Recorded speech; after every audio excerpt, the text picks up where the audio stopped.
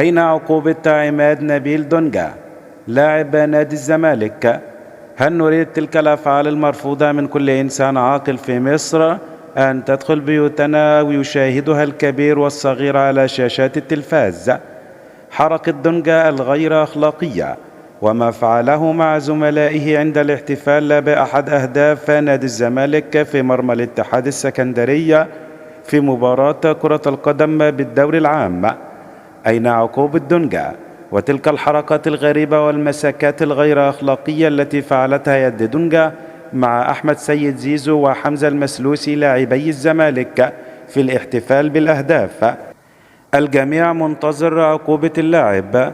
دونجا قد أخطأ خطأ كبيرا، فعل فعل غير أخلاقي، فهل من محاسب فعلا لهذا اللاعب حتى لا نرى تلك الأشياء الغريبة علينا وعلى الجميع؟ من داخل نادي الزمالك، الزمالك يرفض معاقبة عماد نبيل دونجا بعد واقعة زيزو والمسلوسي.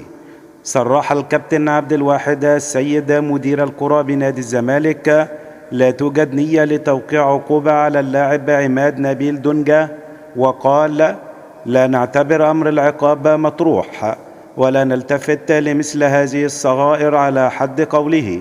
وقال أيضا البعض يريد إثارة الفتن داخل نادي الزمالك ونحن لا ننظر لمثل هذه الأمور.